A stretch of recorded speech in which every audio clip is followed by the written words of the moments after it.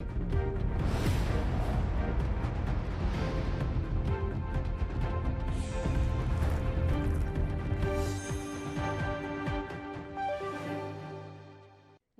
आपणू उत्तराखंड में आप सभी का स्वागत है और मैं हूं आपके साथ निकिता ठगुना। खबरों की शुरुआत कर लेते हैं।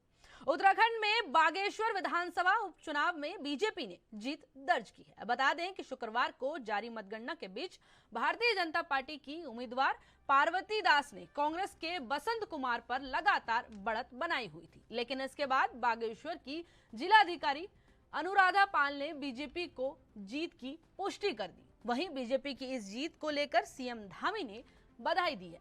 बता दें कि कुमाऊं मंडल में अनुसूचित जाति के लिए सुरक्षित सीट पर मतदान 5 सितंबर को हुआ था, जब लगभग 1.2 लाख मतदाताओं में से 55.44% ने अपने मताधिकार का प्रयोग किया था।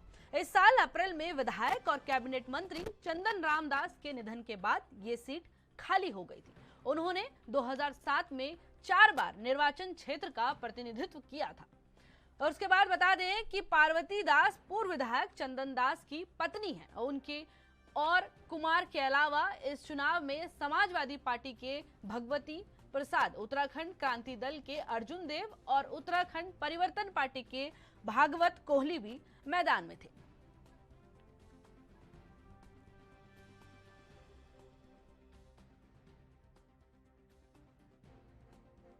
नीतियों पर और हमारे प्रधानमंत्री आदरणीय मोदी जी के विजन पर, उत्तराखंड के लिए जो काम कर रहे हैं, देश के लिए जो काम कर रहे हैं, उन सभी पर वहाँ की जनता ने मोहर लगाई है। मैं पार्वती दास जी को बधाई देना चाहता हूँ और साथ में ये जीत चंदन रामदास जी को श्रद्धांजलि है। उनके रुके हुए कामों को, उनके लगाए हुए प्रस्तावों को, उनके सपनों को हम पूरा करेंगे। मैं बागेश्वर की जनता को फिर एक बार से बहुत बधाई देता हूं कि उन्होंने हमारे प्रधानमंत्री आदरणीय मोदी जी की जो नीतियां आज देश के अंदर चल रही हैं, उत्तराखंड के अंदर जो अनेकों काम चल रहे हैं, उन पर उन्होंने अपना समर्थन दिया है, अपना आशीर्वाद दिया है। हम आश्वस्त करते हैं कि हर प्रकार से। वहीं बागेश्वर उपचुनाव में कांटे की टक्कर के बीच बीजेपी प्रत्याशी पार्वती दास ने कांग्रेस प्रत्याशी बसंत कुमार को शिकस्त देने का काम किया है। पहले राउंड में बढ़त लेने के बाद लगातार पिछड़ते चले गए कांग्रेस प्रत्याशी बसंत कुमार को हार का सामना करना पड़ा। वहीं बीजेपी मुख्यालय में जीत का जमकर जश्न मनाया गया, जहां बम पटाखों के साथ मिठाई खिलाकर जीत की बधाई दी गई।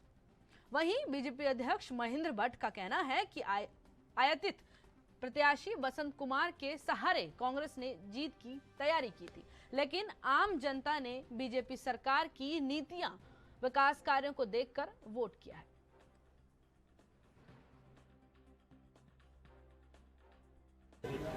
निश्चित रूप से बागेश्वर का चुनाव आज के दृष्टि में कहूँ तो भारतीय जनता पार्टी के पक्ष में एक अच्छा माहौल रहा। वहाँ की जनता ने हमको जो समर्थन दिया, हमारा माननीय मुख्यमंत्री जी के कार्यों के प्रति, प्रधानमंत्री जी के कार्यों के प्रति जो उन्होंने एक उत्साह के रूप में मतदान किया है, मैं कह सकता हूं कि भारतीय जनता पार्टी के लिए चुनाव बड़ा महत्वपूर्ण था और अच्छे मतों में चुनाव को जीते हैं और ये शुरुआत है।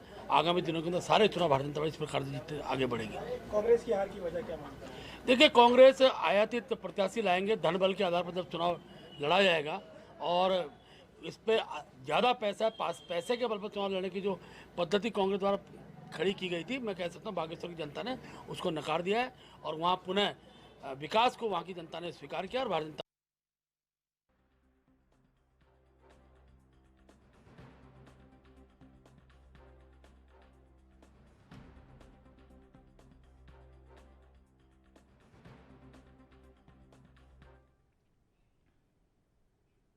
बागेश्वर उपचुनाव के परिणाम घोषित हो गए हैं। बीजेपी ने कांग्रेस को सीधी टक्कर में 2405 वोट के साथ बागेश्वर उपचुनाव में जीत दर्ज की है। भारतीय जनता पार्टी से प्रत्याशी पार्वती दास को जनता ने अपना आशीर्वाद देकर विधायक चुन लिया। बीजेपी और कांग्रेस के लिए यह चुनाव प्रतिष्ठा का प्रश्न बना हुआ था। दोनों पार्टियों के दिग्गज नेताओं ने लगातार प्रचार के दौरान अपने अपने प्रत्याशी के पक्ष में बागेश्वर में डेरा डाला हुआ था। आज घोषित परिणामों ने स्पष्ट कर दिया है कि जनता का रुझान बीजेपी के पक्ष में ही है। उधर उपचुनाव जीतने पर बीजेपी कार्यकर्ता काफी प्रफुल्लित नजर आ रहे हैं। बीजेपी चुनाव प्रभारी राजेंद्र बिष्ट और अल्मोड़ा सांसद अजय टमटा ने इस जीत पर बीजेपी कार्यकर्ताओं को बधाई दी है और हर्ष व्यक्त किया है।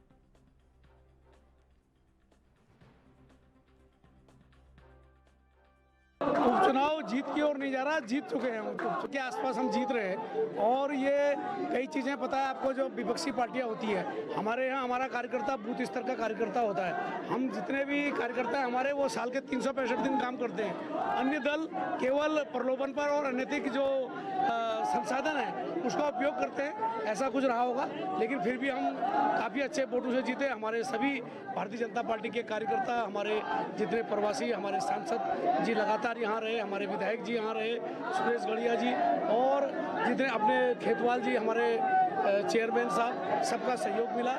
कार्यकर्ताओं की मेहनत है, उनका परिश्रम है, उसी परिश्रम पर आज हम इस रिजल्ट पे पहुँचे हैं। भारतीय जनता पार्टी की ये जीत पूरे कार्यकर्ताओं की, हमारे बूथ स्तर तक के कार्यकर्ता हैं, सभी संगठनों ने, सभी प्रतिनिधियों ने, और हमारे केंद्र सरकार और राज्य सरकार में हमारे पुष्कर धामी जी के और संगठन के सहयोग से ये ऐतिहासिक जीत हुई है। और जैसा कि आप जानते ही हैं कि विकास को भी यहाँ पर प्रथम दृष्टया देखा गया है। जिस प्रकार का बागेश्वर विधानसभा क्षेत्र के अंदर विकास हुआ है, गांव-गांव तक सड़कें गई हैं, पानी की योजनाएं चल रही हैं, जनता ने उसको सराहा है। और अंतिम पंक्ति में खड़े व्यक्ति ने नरेंद्र भाई मोदी, पुष्कर सिंह धामी जी की सरकार के कार्यों को प्रोत्साहित किया है और ऐतिहासिक जीत की तरह हम गए। जीत का अंदर हमेशा कम होता जा रहा है। देखो, ये चुनाव को आप हर प्रकार से देख सकते हैं, क्योंकि अभी जो सरकमटेंस थे, जिस प्रकार की पुरानी परिस्थितियां थी, वर्तमान की परिस्थितियां थी, तो इन सब परिस्थितियों के बावजूद भी जो जनता ने हमें वोट प्रतिशत दिया है वो बहुत ज़्यादा है। अपने आप में एक मजबूत वोट प्रतिशत बढ़ा है हमारा, पिछले बार से वोट ज़्यादा बढ़ा है। तो इसलिए क्या है कि ये हम कह सकते हैं कि जीत बहुत बढ़िया जीत है। और हम हमारे जो भारतीय जनता पार्टी के हर मंडल, प्रत्येक मंडल को हमने फतह किया। तो विपक्ष बहुत सारी चीज़ों को करता है, उसको यहाँ को आपके सामने बोलना ठीक नहीं है, मगर वो उनको जनता ने उनके उन सभी अप्रयासों को जो करते करे थे उनको भी असफल किया। वहीं अपर मुख्य सचिव राधा रतूड़ी ने समस्त अपर मुख्य सचिवों, प्रमुख सचिवों और सचिवों को विधायक गणों की ओर से उपलब्ध कराए गए विकास के 10-10 प्रस्तावों पर त्वरित और समयबद्ध कार्रवाई के निर्देश देते हुए कहा है कि मुख्यमंत्री की ओर से पिछले साल 16 सितंबर 2022 को समस्त विधायक गणों से अपने अपने विधानसभा क्षेत्र के स्वर्गीय विकास के लिए जनहित से जुड़ी 10-10 विकास योजनाओं के प्रस्ताव उपलब्ध कराए जाने का अनुरोध किया गया था। इस संबंध में विधायक गणों से मिले प्रस्तावों में से मुख्यमंत्री की ओर से पिछली संलग्न सूची के अनुसार 110 घोषणाएं किया जाना संज्ञानित किया है। अपर मुख्य सचिव ने इस संबंध में संबंधित अधिकारियों को प्रभावी कार्यवाही किए जाने के निर्देश दिए।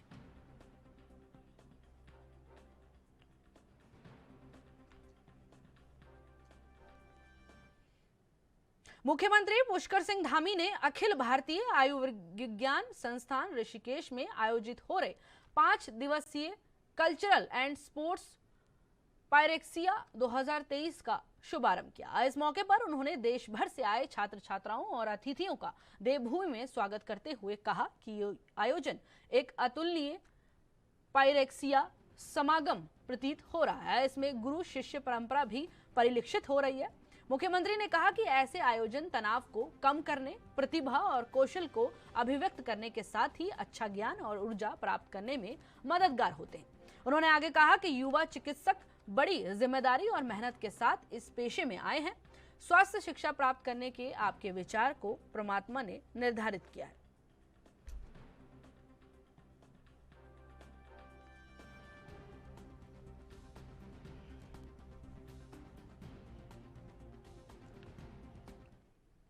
उत्तराखंड विधानसभा के मानसून सत्र की कार्यवाही आगे बढ़ने पर सत्ता पक्ष और विपक्ष में तकरार बना हुआ है। शुक्रवार को चौथे दिन की कार्यवाही सुबह 11 बजे हंगामे के साथ शुरू हुई।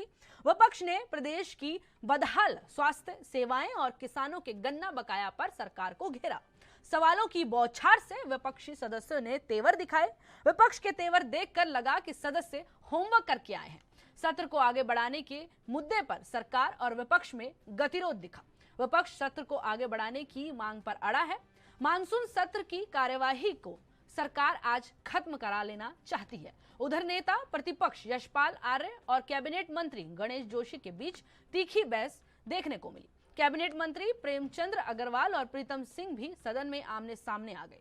बुधवार को सरकार ने राज्य आंदोलनकारियों और आश्रितों को सरकारी सेवा में 10% क्षैतिज आरक्षण समेत कुल 12 विधेयक पटल पर रखे थे। विधानसभा के मानसून सत्र का आगाज मंगलवार से हुआ था।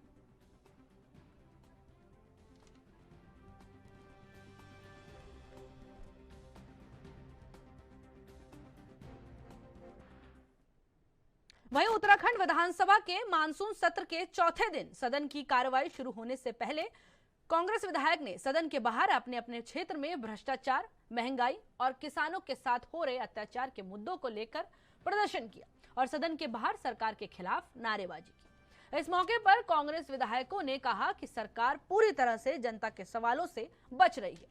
नेता प्रतिपक्ष यशपाल आर्य ने कहा कि आज वे सदन के भीतर महंगाई और भ्रष्टाचार के मुद्दों को लेकर एकजुट होकर आवाज उठाएंगे। उन्होंने आगे कहा कि प्रदेश की जनता पूरी तरह से त्रस्त है, लेकिन सरकार है कि उन्हें जनता से कुछ लेना देना ही नहीं है।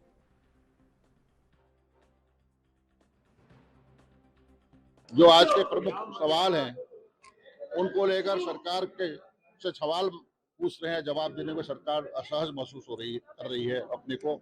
आज भी कानून व्यवस्था जो पूरी तरह ध्वस्त हो चुकी है, लचर हो चुकी है, अपराधी बेलगाम है और कानून के नाम की चीज इस प्रदेश में नहीं रही है। इसको लेकर हम 310 पे प्रश्न को उठाने जा रहे हैं।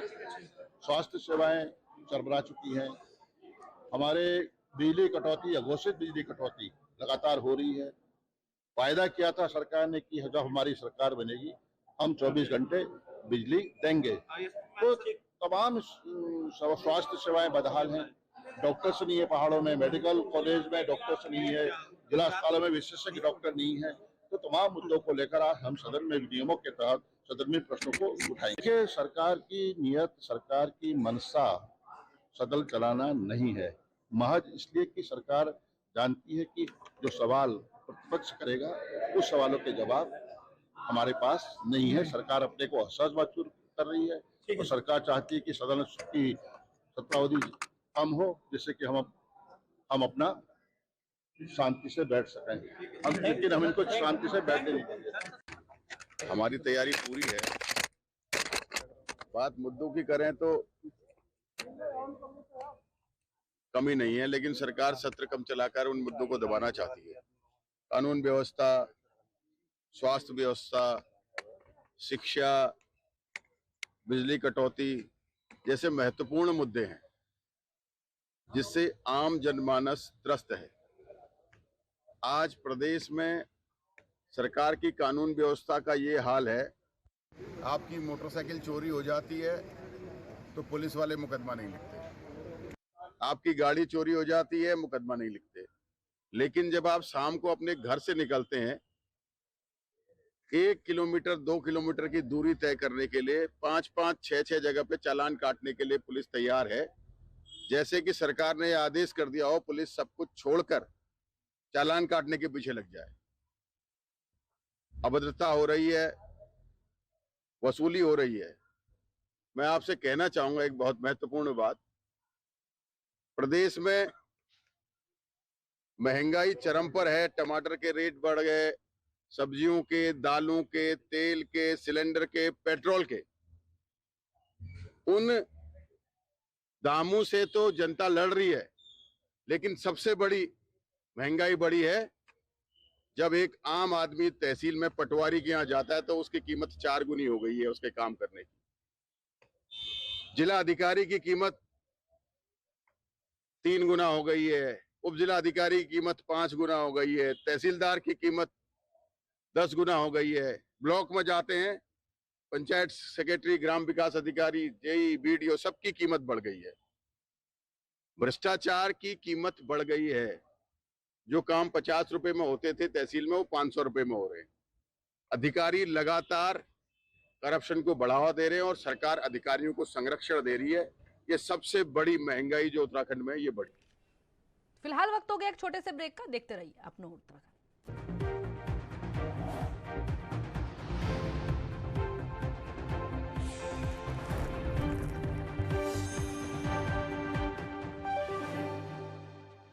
ब्रेक के बाद एक बार फिर से आप सभी का स्वागत है। खबरों की ओर आगे बढ़ते हैं। विधानसभा के मानसून सत्र में प्रश्नकाल के दौरान चक्राता विधानसभा से कांग्रेस विधायक प्रीतम सिंह ने कहा कि सदन में मेरी ओर से विधायक के प्रोटोकॉल और विशेषाधिकार हनन का मामला उठाया गया है, लेकिन अफसोस है कि सरकार की ओर से इसका संज्ञान नहीं लिया जाता है। प्रदेश के नौकरशाह निरंकुश है। बहरहाल कांग्रेस विधायक प्रीतम सिंह ने उम्मीद जताई है कि सरकार इसका संज्ञान जरूर लेगी। बता दें कि विधायकों के प्रोटोकॉल से जुड़े सवाल की सुनवाई के बाद विधानसभा अध्यक्ष रितु खंडूरी ने आदेशित करते हुए कहा कि विधानसभा गरिमा की जगह है, विधायकों के प्रोटोकॉल का पालन करना लाजमी है।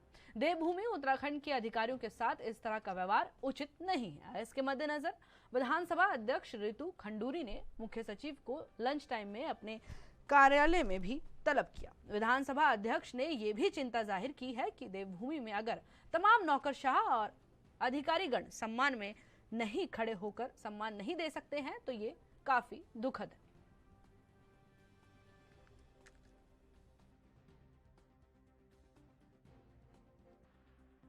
जहां तक प्रश्नकाल का प्रश्न है, कोई भी मंत्री तैयारी करके नहीं आ रहे और हर मंत्री विधायकों के जो प्रश्न है उसका सही उत्तर देने में पूरी तरीके से अक्षम साबित हुआ। सदन के अंदर सम्मानित विधायक लगातार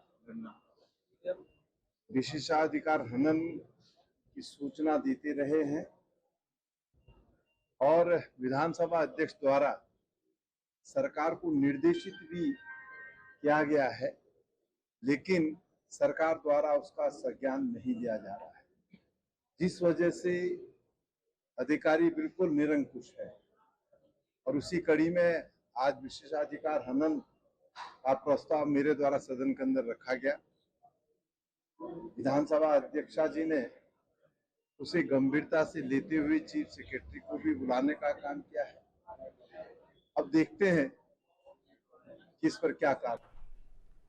कांग्रेस की भारत जोड़ो यात्रा के 1 साल पूरा होने पर अल्मोड़ा में कांग्रेस कार्यकर्ताओं ने गोविंद वल्लभ पंत पार्क से कांग्रेस कार्यालय तक रैली निकाली। इस रैली में कांग्रेस नेताओं के साथ ही सैकड़ों कांग्रेस कार्यकर्ताओं ने भी शिरकत की। इस मौके पर पार्टी कार्यकर्ताओं की ओर से रैली में नफरत छोड़ो, भारत जोड़ो, जुड़ेगा, भारत जीतेगा इंडिया के नारे लगाए गए। इस मौके पर कांग्रेस जिला प्रभारी महेश शर्मा ने कहा कि बीजेपी की सरकार ने आज तक सिर्फ नाम बदलने का काम किया है।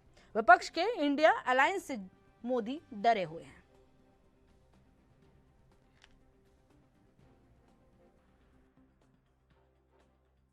साल राहुल गांधी जी ने कन्याकुमारी से लेकर कश्मीर तक एक भारत जोड़ो यात्रा की थी, जिसमें सब धर्म, सब जाति, हर वर्ग के लोगों को साथ लेके वो चले। तो पूरे देश में उन्होंने एक एकता का संदेश दिया। तो भारतीय जनता पार्टी नफरत की राजनीति फैलाती है, उसी प्रकार उसकी तोड़ में राहुल गांधी जी ने पूरे देश में एक मित्रता का संदेश दिया, भाईचारे का संदेश दिया। भ्रष्टाचार के खिलाफ, महंगाई के खिलाफ और तमाम नफरत फैलाने वाले जितने नारे हैं उनके खिलाफ उन्होंने एक संदेश दिया और पूरे भारतवर्ष में इसका एक अच्छा माहौल भी बनाया, संदेश भी किया है। जिसका कारण यह है कि राहुल गांधी जी ने कश्मीर में तिरंगा फहराया था एक रैली के सामने, पूरे सिक्योरिटी ने मना कर दिया था उनको वहाँ जाने के लिए। तो आज 1 वर्ष हो चुका है, उसका हम आज उसकी याद ताज़ा कर रहे हैं और आज से फिर भारत जोड़ो यात्रा का फिर प्रारंभ भी होने वाला है।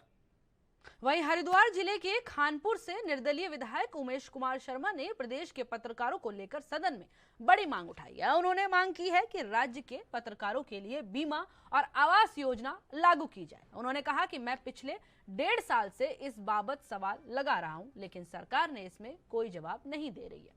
साथ ही उन्होंने कहा कि राज्य गठन के बाद से अभी तक कितने पत्रकारों को लाभान्वित किया गया है, इस पर सरकार चुप्पी साधे हुए है।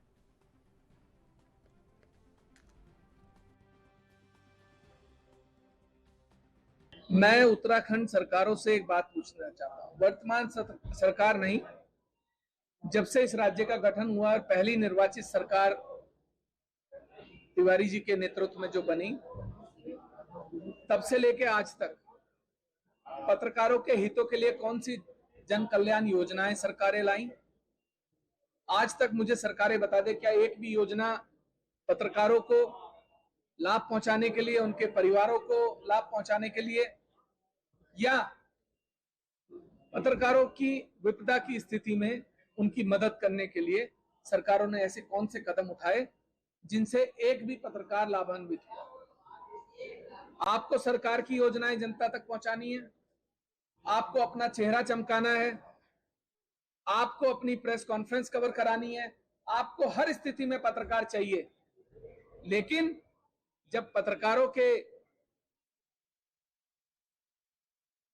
बात आती है, जब भी पत्रकारों के भविष्य की बात आती है या उनसे संबंधित सुविधाओं की बात आती है, तो हर सरकार दरकिनार हो जाती है, किनारा कर लेती है। मैं ये जानना चाहता हूं कि पिछले इतने समय से 1.5 साल मुझे हो गया इस सदन में सवाल लगाते हुए कि पत्रकारों के जीवन बीमा और आवास पॉलिसी, ये दोनों योजनाएं आप कब लागू करेंगे? सरकार जवाब देने को तैयार नहीं है। सरकार सदन में इस मामले पर बात करने को तैयार नहीं है। मेरा माननीय मुख्यमंत्री जी से, पुष्कर सिंह धामी जी से निवेदन है, आप पत्रकारों के साथ आपके बहुत अच्छे संबंध हैं, आप कम से कम पत्रकारों के लिए नीति लेकर आएं, उनके लिए आवास पॉलिसी को लागू कराएं, उनकी जीवन बीमा पॉलिसी को लागू कराएं।